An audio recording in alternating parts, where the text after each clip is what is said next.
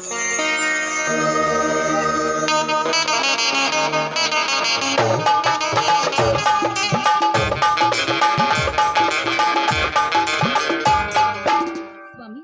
ಸಂತಿಗೆ ಹೋಗಿ ಈಗ ಬಂದ್ರ? ಏನಿದು ಚೀಲ? ಇದು ಭೂತಾಯಿ ನೀಡಿದ ಬಂಗಾರದ ಫಸಲುಕನೆ, ತೆಗೆದುಕೋ. ಈ ವರ್ಷವಂತೂ ಈ ರೈತ ನೆಮ್ಮದಿಯಿಂದ ಬದುಕುವುದಾಗಿದೆ. ಸ್ವಾಮಿ, ಈ ಸಲವಾದ್ರೂ ನಮ್ಮ ಕಾಯಿಪಲ್ಯ ಫಸಲಿಗೆ ರೇಟು ಚೆನ್ನಾಗಿ ಬಂತು ತಾನೆ? ಅಂದರೇನು ಮಂಗಳ? ಬದ್ನಿಕಾಯಿ ಕೆಜಿಗೆ 80 ರೂಪಾಯಿ, ಚೌಳಿ 100 ರೂಪಾಯಿ, ಟೊಮೆಟೊ 150 ರೂಪಾಯಿ, ಅದೇ ರೀತಿ ಹಸಿಮೆಣಸಿನಕಾಯಿ 120 ರೂಪಾಯಿ. ಇದರಂತೆ ಒಂದು ದಿನಕ್ಕೆ 8,000 ರೂಪಾಯಿ ಗಳಿಕೆಯಂತೆ ನಾ ಒಂದು ತಿಂಗಳಲ್ಲಿ ದೊಡ್ಡ ಸಾಹುಕಾರನಾಗಿ ಬಿಡುವೆ. ಸ್ವಾಮಿ, ಯಾಕೆ ಮಂಗಳ ನಿನ್ನ ಕಣ್ಣಲ್ಲಿ ನೀರು? ಸ್ವಾಮಿ, ಆದ್ರೂ ನಿಮ್ಮ ಜೀವನ ಹಗಲು ರಾತ್ರಿ ಮತ್ತೆ ಹೊಲದಲ್ಲಿ ನೀರು ಹಾಸಿ ಕಷ್ಟಪಟ್ಟು ಬೆವರು ಸುರಿಸೋದನ್ನ ನೋಡ್ತಾ ಇದ್ರೆ ನನಗೆ ಕಣ್ಣೀರು ಬರ್ದೇ ಇರುತ್ತೇನೆ ಸ್ವಾಮಿ. ಹುಚ್ಚಿ, ಇದೇ ಈ ರೈತ ಹುಟ್ಟಿದ್ದೆ ಕಷ್ಟವೆಂಬ ನುಗಕ್ಕೆ ಹೆಗಲ ಕೊಟ್ಟು ಸುಖವೆಂಬ ಹುಡಿ ಕಟ್ಟಿ ಸಂತೋಷವನ್ನು ಬುತ್ತಿ ಬೆತ್ತಿ ಬೆಳೆಯುವುದಕ್ಕೆ. ಹಾ ಮಂಗಳ, ಸ್ವಲ್ಪ ನಗ್ತೀಯಾ?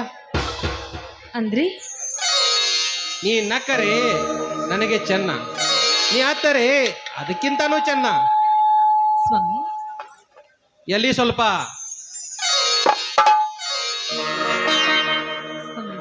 ನಿಮ್ಮಂತ ಮುಕ್ತ ಮನಸ್ಸಿನ ವ್ಯಕ್ತಿಯನ್ನ ನನ್ನ ಬಾಳಿನ ಶಕ್ತಿಯನ್ನಾಗಿ ಪಡೆದ ನಾನೇ ಧನ್ಯ ಸ್ವಾಮಿ. ನಿಮ್ಮ ಒಂದೊಂದು ನುಡಿಗಳನ್ನ ಅರ್ಥೈಸಿಕೊಂಡ್ರೆ ಸ್ವರ್ಗವೇ ದರಗಿಳಿದಂತಾಗಿದೆ. ಅಂದರೆ ನೀ ಅಳುವಾಗ ಅರುಣೋದಯ ಹೂವಿನಂತೆ ಕಾಣ್ತಿಯಲ್ಲ, ಅದು ನನಗೆ ತುಂಬಾ ಇಷ್ಟ.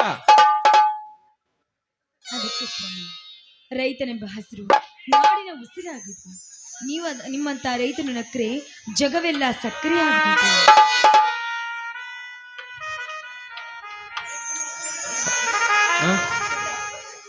ನಿನ್ನ ಮಾತು ನಿಜ, ಸತ್ಯ. ನಿತ್ಯ ಜೀವನದಲ್ಲಿ ಸತ್ಯ ನ್ಯಾಯ ನೀತಿಗಳೇ ನನ್ನ ಉಸಿರು. ಈ ಪ್ರೀತಿ ವಿಶ್ವಾಸವೇ ನನ್ನ ಹಸಿರು. ನಾವೆಲ್ಲ ಬರೀ ತುತ್ತಿಗಾಗಿ ಬದುಕಬಾರದು. ಸದಾ ಹಣ್ಣು ಕೊಟ್ಟು ಹೆಮ್ಮರದಂತೆ ಬದುಕಬೇಕು. ಅದುವೇ ಜೀವನ.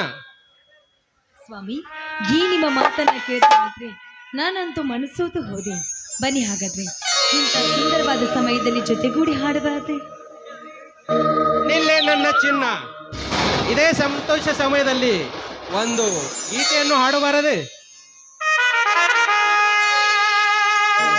ಸಂಗಾತಿ ಸಂಗಾತಿ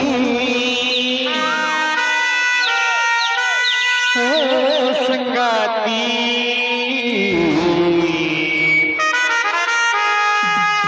ಸಂಗಾತಿ ಸಂಗಾತಿ ಸಂಗಾತಿ ಕಲ್ಲಂತಿ ಗಮ್ಮಂತಿ ಸೋಮಂತಿ ಸಹರಾಮಿ ನನ್ನ ಸಹಚಾರಿ ನನ್ನ ಎದೆಯಾಳು ದೊರಸಾನಿ ಸಹಧರ್ಮಿನಿ ನರಗಳ ಒಳಗೆ ಹೊರಗಳ ಕೆಳಗೆ ಮಲಗಿನ ಇದಳು ಮಮನಿ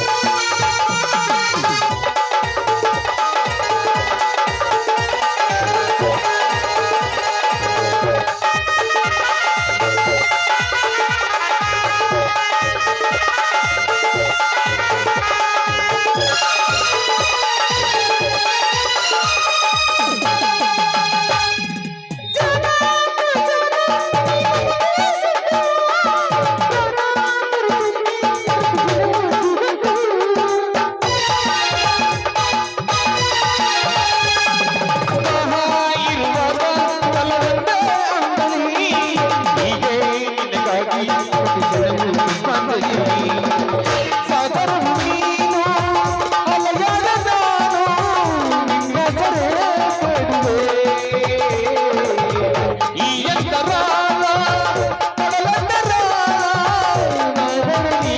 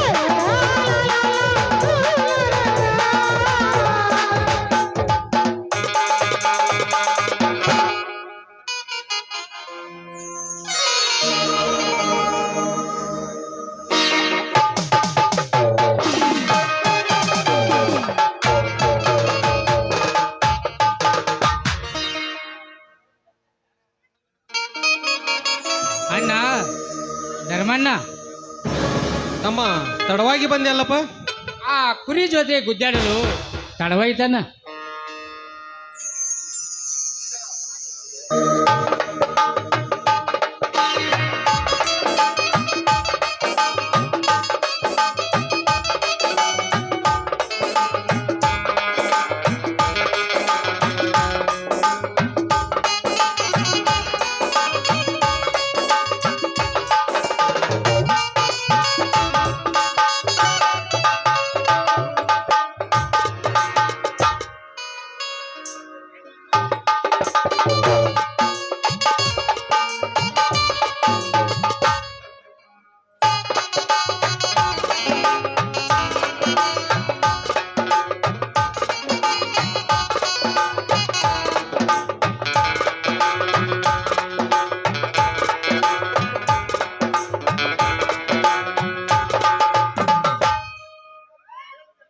ದಿನಾನು ಇಂತ ಹೇಳಿದಲ್ಲ ಬರೀ ಸುಳ್ಳು.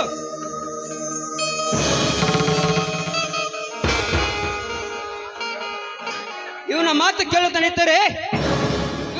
ಕೇಳುತ್ತಾನಿದ್ದರೆ ಕೋರ್ಟ್ ಕಚೇರಿ ಹೋಗೋದು ಸಮಯ ಬಂದೈತೆ. ಅಂದರೇನು ಶಶಿಧರ ನಿನ್ನ ಮಾತಿನ ಅರ್ಥ? ಇಡೀ ಸುತ್ತು 10 ಊರಿನ ಜನ ಸುಮ್ಮನೆ ಇರುವಾಗ ಆ ಗೌಡನ ಎದುರು ನಿಂತು ಮಾತನಾಡಿ ಬಂದಿದ್ದಾರೆ. ನಿಮಗೆ ಏಕೆ ಬೇಕನ್ನ ಆ ಗೌಡರ ಕೆಲಸ? ಇದು ರೈತರ ಹೋರಾಟ ಚಳವಳಿ ಅಲ್ಲ ತಮ್ಮ, ನಮ್ಮಂತ ದನ ಕುರಿ ಮೇಸುವ ಜನರ ಹೋರಾಟ.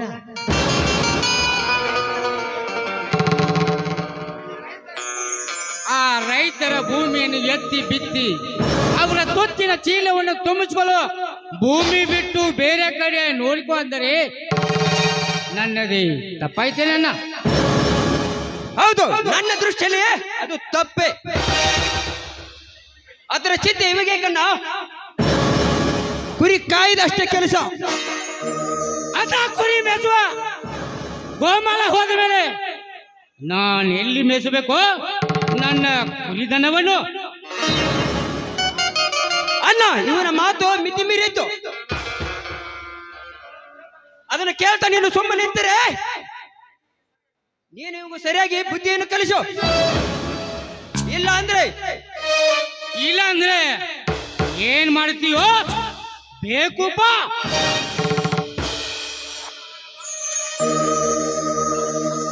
ನಿನ್ನ ಅವನ ಮಾತು ಕೇಳಿ ನಾನು ಇದ್ದ ಕುರಿಯನ್ನು ಮಾರಿಕೋಬೇಕಾ? ಇಲ್ಲ, ಹೇಡಿಯಾಗಿ ಆ ಗೌಡನ ಕಾಲಿಗೆ ಬಿದ್ದು ಕ್ಷಮೆ ಕೇಳಬೇಕಾ?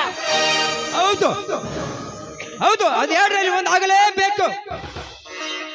ಸಾಧ್ಯವೇ ಇಲ್ಲ ಶಶಿಧರ, ನೀನು ಸರಿಯಾಗಿ ಮಾತನಾಡು.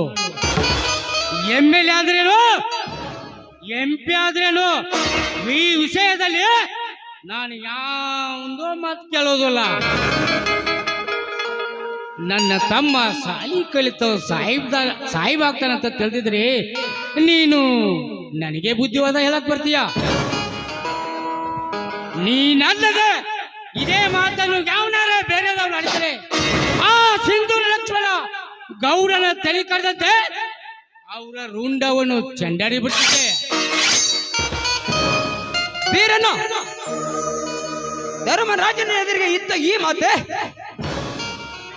ವೀರ ಸುಮ್ಮನಿರು, ಇನ್ನು ಒಳಗೆ ನಡೆ ಎಂದ ಅಷ್ಟೇ. ಅಣ್ಣ, ಯಾಕಣ್ಣ ನೀನು ಇವನ ಮಾತು ಕೇಳಿ ಆ ಗೌಡಗ ಹೆದರಿ ಹೇಡಿ ಆಗ್ತೀಯಾ? ಈ ಜಗತ್ತಿನ ರೈತರಿಗೆಲ್ಲ ತಿಳಿವಾಗುಂತೀಯ? ಬೀರು, ಇದು ನನ್ನ ಆಜ್ಞೆ, ಒಳಗೆ ನಡೆ ಅಂತ ಅಷ್ಟೇ. ಮಂಗಳ, ಇವನು ಕರೆದುಕೊಂಡು ಒಳಗೆ ನಡಿ. ನಡಿಯಕ್ಕ, ಒಳಗೆ ಹೋಗೋಣ.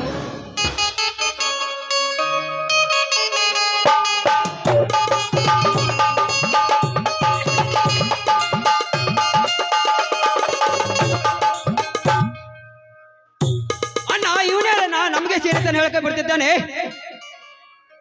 ನೀನು ಇವಂಗೊಂದು ಇಷ್ಟೊಂದು ಸಲಿಗೆ ಯಾಕೆ ಕೊಟ್ಟೆ? ಇವನಪ್ಪ ಅನಾಥ. ಶಶಿಧರ, ಇನ್ನೊಮ್ಮೆ ಸಂಬಂಧಿಸಬೇಡ ಅನಾಥವೆಂದ ಶಬ್ದವನ್ನು.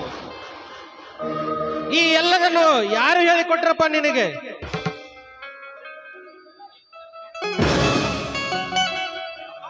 ಆ ಗೌಡ ಹೇಳಿರ್ಬೇಕಲ್ವೇ?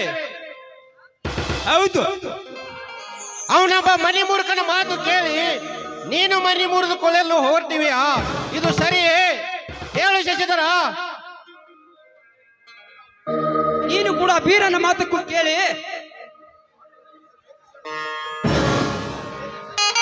ಎದುರಿಸಲು ನಾನು ಸಿದ್ಧನಾಗಿ ನಿಂತಿದ್ದೇನೆ. ಆ ಗೌಡರ ಮಾತ ವೇದ್ಯ ವಾಕ್ಯ. ಬರ್ತೀನಿ. ಶಶಿಧರ, ನಿಲ್ಲು.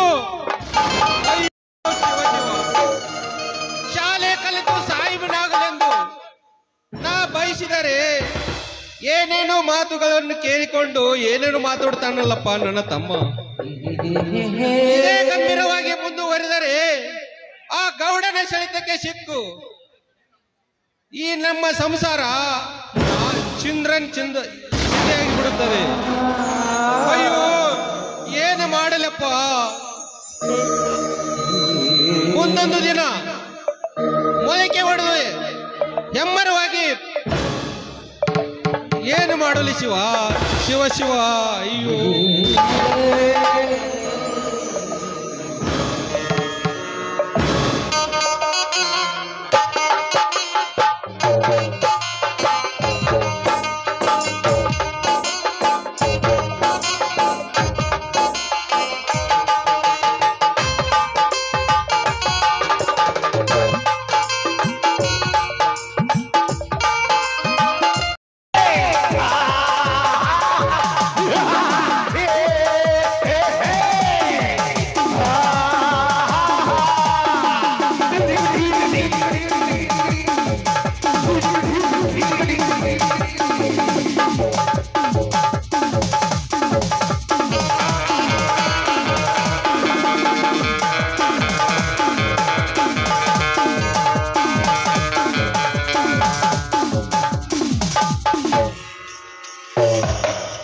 ಆನೆ ಬಂತುಂದ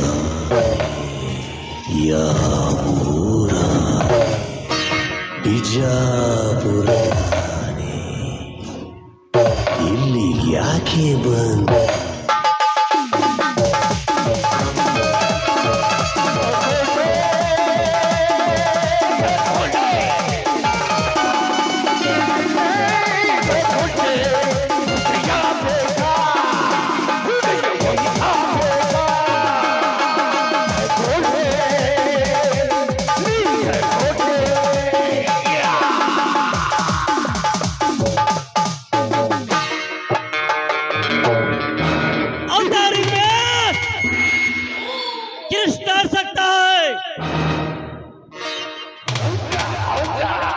तारीख में राम मर सकता है।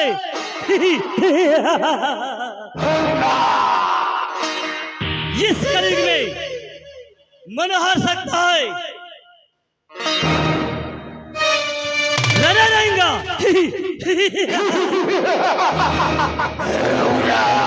ಈ ರಣರಂಗದ ಚದರಂಗದ ಆಟದಲ್ಲಿ ನಿನ್ನೆ ನಡೆಯಿತು ಆ ವೀರ ಗೌಡರ ಮಧ್ಯ ರಣಕಹತ.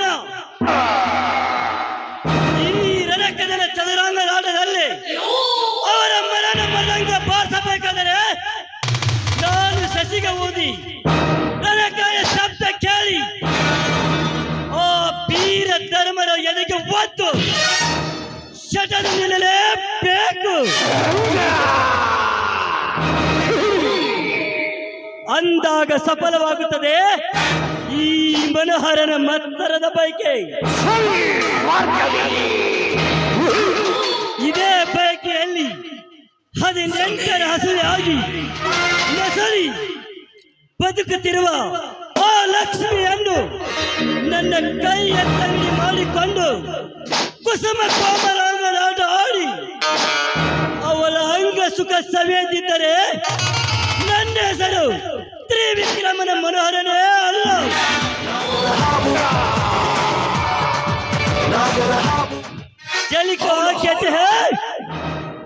मुझे दिल को राह कहते हैं।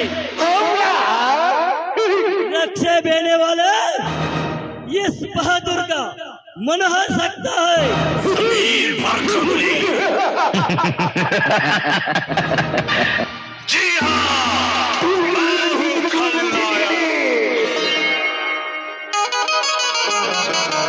ಆತ್ಮೀಯ ಸಹೋದರ ಹಾಗೂ ಉದ್ದಿಮೆದ